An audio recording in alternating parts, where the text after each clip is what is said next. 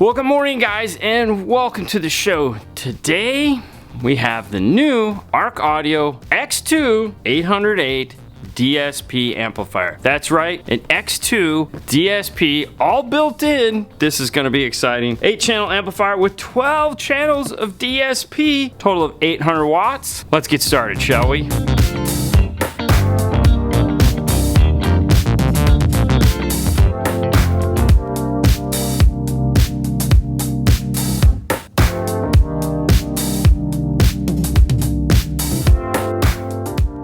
As always, before we open it up, let's kind of take a look at the box and see what we can figure out, what it tells us. Right here is where the most information is. This is Maestro compatible, both the AR, the new AR2, and the A to B compatible premium vehicle integration solutions. Tells us the power and the channels again. Flipping it over to the other side, it's a copy. And then on the end plate, same thing. And there's nothing on the back except for the serial number and barcode. Opening it up, if you're familiar with the X2 line of amplifiers, it has the silver top. It has the cool acrylic centerpiece that lights up. But let's get it out of the box and see what else is inside of it. First thing is the new speaker harness. This harness right here, this was a great harness. However, it was a bit cumbersome. The wires were kind of hard to work with. They went back to the drawing board and came up with this guy here. It is going to stick out just a little bit further. However, these wires now are nice and into this plug. This is all one piece. The wires are a little bit more manageable. If you'll notice, they have a red stripe on some and a black stripe on the other. This is telling you your bridged configuration, which we'll see on the side of the amp. It is a red stripe is going to be the positive for the channel, and the black stripe would be the negative for the channel if you were going to bridge it and combine two channels. If not, all of the tops here, whether it has a red stripe or not, is positive, and all the bottoms here, whether it has a black stripe or not, is negative. The easiest way to think about this is whatever the stripe is, so in this case this one is black and has no red stripe here, well, this obviously is ground and this obviously is power. Next up in the box is your RCA input harness. This is a new design for this particular installation. All of the designs for all of the harnesses will eventually get into all of the amplifiers. This is the first one to get it. This harness is replacing this harness here. They went back to the drawing board. They saw the obvious, like, this could be an issue where you have all these RCAs just right here in a bundle. That's not good. We don't want that. So now we have this nice staggered, so you can have all of them running down, and it just makes for a much cleaner installation than this guy here. Next in the box is this guy. This is your high level input plug. It has the same end that this one has here. If you're going to do any form of high to low level installation, you'd be using this plug. We also have a USB-C to USB in the box because this amplifier now uses a USB-C. And there is one piece of paper right here. This is explained to access crossover controls, mounting tabs, or power connections. You will need to remove the top cover. This is done by removing the 4 screws using a 5/32 Allen key or driver bit and gently lifting straight up on top. Now, this is a generic piece of paper that comes with all the X2s because obviously the crossovers are not underneath this. It's a DSP amplifier. It doesn't have those. Now it's time to take a look at the amplifier itself.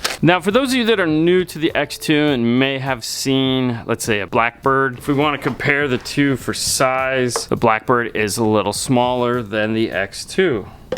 Blackbird could actually fit inside of the X2, but they are very similar. There's only like maybe 5/8 of an inch here and another ½ inch back here. Let's just take a quick look at the amplifier and its cosmetics. As we know, these 4 screws, this will pop off. On the back side, it has that standard Arc Audio look. You can see the fins inside of it here. In the side, we have the cool X2 logo with a vent for underneath the circuit board to get air out. Same on the other side. And then, of course, we have all our connections, which is really what we want to take a look at. And we'll start over here at the power side. Here in the top corner, it says IDL or iData Link. This is where your AR, your AR2, or your A to B is going to plug in. Beneath that, we have 330 amp fuses, a 4-gauge input for both power and ground. Your LEDs for fault codes and power are located right above it. Line output is next. This is a 12-channel DSP. 8 of them are in the amplifier, 4 of them are coming out. 9, 10, 11, 12. And these can be configured for anything you want them to do. USB-C for programming. The LR1 level control will work with this amplifier. Like all ARC audios, you have Profile 1, Profile 2. These are if you want to do presets without using a controller. You can simply use toggle switches to turn them on and off, or triggers to change the presets in the amplifier without having to open the software. Remote in and remote out. And those are controlled by this switch over here. Depending on how you're going to be running it, whether you're going to be using the RCAs or the speaker level, you need to set this switch up accordingly. You have signal sense to the left, DC offset to the right, and in the middle it says off, which is going to be your remote in. So if you're using RCAs, you want this in the center, and you're going to use your remote in. The remote out is for any other amplifier that you're going to be using. Make sure that you use this remote out to control your other amplifiers. The software in this has the ability to control the delay on this, which could become very handy if you, let's say, hook this up to a sub amp and you get some turn on or off pop. The white plug here on the bottom is the output, which plugs in logo down, clip up, just like this. It'll make a little click sound. This diagram here is showing you those bridge configurations. Across the top is negative and across the bottom is positive. If we look at this would be a negative and the one below it, that would be a positive, which is what it's showing you here. Otherwise, negative, positive, all the way down for 8. You can turn this into any configuration of this. So for example, if you wanted to use this in, let's say, a 6-channel configuration, channels 1 and 2 could power some tweeters, 3 and 4 would be drivers mid bass, 5 and 6 would be passenger mid bass, and 7 and 8 would be rear fill. Or 1 and 2 would be tweeters, 3 and 4 would be mid, 5 and 6 would be mid bass, 7 and 8 would be the other mid bass. And then you can use the RC outputs for rear fill, center channel, or subwoofer, or you could just make it a really powerful 4-channel amplifier and bridge everything. The lights along the side here are your clipped protect lights. These are also in the software, so you don't have to be adjusting it on the DSP software and then coming in here to look. The software has those in it. Optical input, aka Toslink right here. SPDIF, digital coax plugin, and then we have inputs. Something to note, and this is what ARC Audio does on all their amplifiers, inputs go 8 through 1, outputs go 1 through 8. They are flipped. It's just how the amplifier is designed. The nice thing is on your inputs, if you're familiar with the standard wire color code configuration, 1 is going to be white and gray, and then green and purple, so it goes standard codes, and then 5 it repeats. If you're going to do the RCAs, the longest set is going to be your channels 1 and 2, and your shortest set here is 7 and 8. Now that we know all the inputs and outputs of the amplifier, as promised,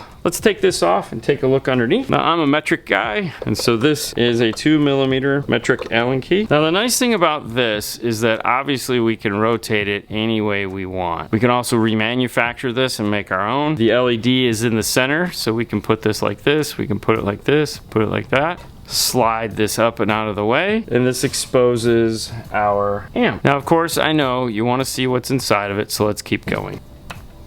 With the top off, there's not a lot to see. As you can see, it's just this giant circuit board here. Power supply, stiffening capacitors. There's more capacitors underneath the amplifier here. There's more in this area here. Here's the fan that is blowing the air out through the heat sinks here on the back. One thing that I feel might be important in the future, if you're working on one of these amplifiers and you go to program a Maestro module, your AR, your AR2 or whatever, it's going to ask you for a serial number. Inside of the amplifier, there's a sticker right here that says Maestro programming serial number, and it gives you the serial number that is associated with this amplifier. This is important if you ever get one of these and of course the serial number is missing, or it's wore off on the outside, or somebody peeled it off, or who knows. Inside the amplifier, if you remove the 6 screws and just the 6 screws here on the outside, these 2 are just holding in this piece here, which just plugs in, so you don't need to remove those. You'll find your serial number inside of it here, along with the date that it was manufactured. At least the circuit boards were. Gives you the rev number and anything like that if they're ever calling you and asking you if you have any problems or anything like that. Normally there's some cool artwork like we saw on some of the other unboxings, and there might be, but to get to it would be very difficult. I don't want to start pulling this thing apart. I need this amplifier to work. Now one of the things that gets me super excited about the idea of having this X2 DSP amplifier is that there's quite a few amplifiers in the X2 line that can companion amplifier with this. What I mean is,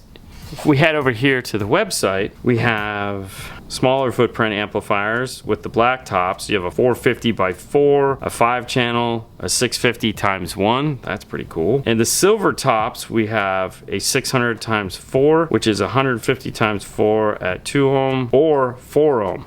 That's a ton of power. And bridged is 2 by 300 watts. There's another 5-channel. There's the 12.6 with that same 150 times 6 at 2 or 4 ohm, which probably means it's 300 watts. So we could have 300 by 2, 150 by 2. So 4-channel, that's a ton of power. You're gonna get 600 watts. You can put the 2 subs or a dual voice coil. Either way, there's a lot of options there. Or if you just want a really big sub amp, there's the X2 1100.1. And if you want the big, you have the X2 2500.1. This guy's a beast. It's gigantic. Look at this guy. This guy is huge. 1, 2, 3, 4, 5, 6 40 amp fuses. So that gives us a lot of options for expandability with this amplifier using these 4 extra outputs. As far as the specs go for this guy, heading back over to the internet, ARC does a really nice job of giving you specifications for their amplifier. So they'll give you the description, which give you the basic overview.